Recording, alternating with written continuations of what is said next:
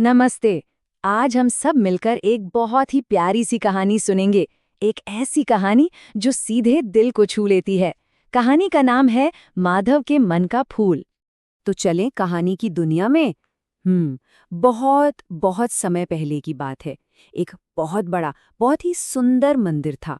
ऐसा लगता था मानो सोने का बना हो। और ये मंदिर था भगवान जगन्नाथ का। वहां दूर दूर से दुनिया के कोने कोने से लोग आते थे, पता है क्यों?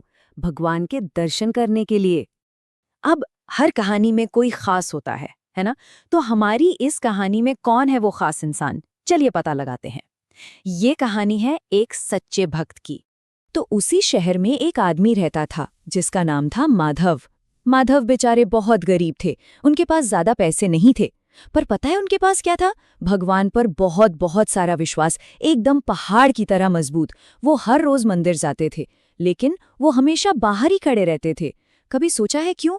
क्योंकि उन्हें लगता था मेरे पास तो भगवान को चढ़ाने के लिए कुछ है ही नहीं। और वो बस अपने हाथ जोड़कर मन ही मन कहते, हे प्रभु, मेरे पास तो आपको देने के लिए कुछ भी नहीं है। बस ये मेरा सच्चा मन है, इसे ही स्वीकार कर लीजिए। सोचो कितनी सच्ची और प्यारी प्रार्थना थी उनकी, है ना? अब कहानी में एक मजेदार मोड़ आने वाला है। एक तरफ है ढेर सारा धन और दूसरी तरफ है छोटे छोटे फूल। देखते हैं इन दोनों में से ज्यादा कीमती क्या निकलता है।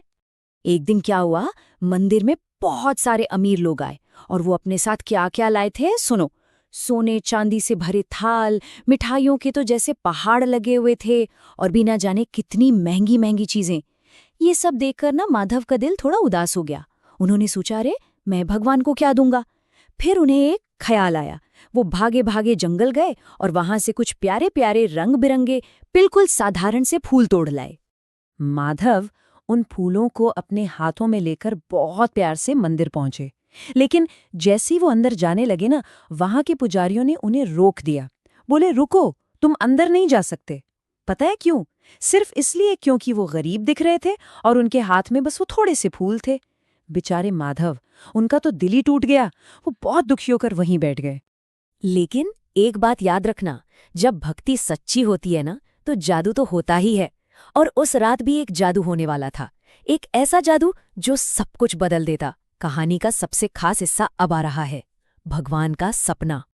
माधव तो बेचारे दुखी होकर मंदिर के बाहर ही बैठे थे और रोते रोते भगवान को याद कर रहे थे। लेकिन उस रात क्या हुआ होगा? कोई सोच सकता है कि क्या चमत्कार हुआ? उस रात मंदिर के जो सबसे बड़े पुजारी थे ना, उन्हें एक सपना आया। और सपने में कौन आया बताए? खुद भगवान जगन्नाथ। उन्होंने पुजारी से कहा, आज मुझे किसी के भी सोने चांदी मिठाइयाँ कुछ भी पसंद नहीं आया। मेरा सच्चा भक्त, मेरा प्यारा माधव तो मंदिर के बाहर बैठा है। उसके प्यार से लाए हुए वो छोटे छोटे फूल ही मुझे सबसे ज्यादा अच्छे लगे हैं। अब सुबह हो गई। पुजारी जी उठे, पर उन्हें भगवान का सपना बिल्कुल साफ साफ याद था।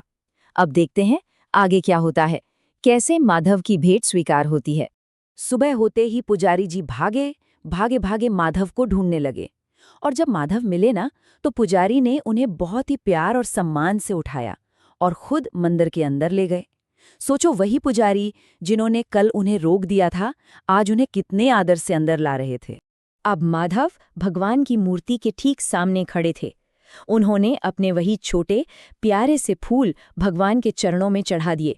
और जैसे ही उन्होंने फूल चढ़ाए, एक जादू हो गया। सच में पूरे मंदिर में इतनी मीठी, इतनी प्यारी खुशबू फैल गई, जैसे हजारों लाखों फूल एक साथ खिल गए हों।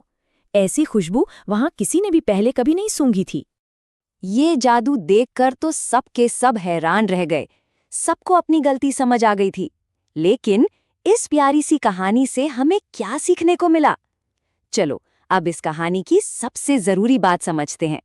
तो इस कहानी की सीख बहुत सीधी और सच्ची है। भगवान के लिए सबसे जरूरी चीज क्या है पता है? हमारा सच्चा दिल और हमारी सच्ची भक्ति। उन्हें इस बात से कोई मतलब नहीं कि किसके पास कितना धन है या कौन कितनी महंगी चीजें दे रहा है। उन्हें तो बस हमारा सच्चा वाला प्यार चाहिए। तो अगली बार जब भी हम प्रार्थना करें, तो माधव की ये प्यारी कहानी जरूर याद रखना और ये सोचना कि सच्ची भक्ति का असली मतलब क्या होता है। क्या वो महंगी चीज़ों में है या फिर माधव की तरह एक सच्चे और साफ दिल में? इस बारे में ज़रूर सोचना, ठीक है?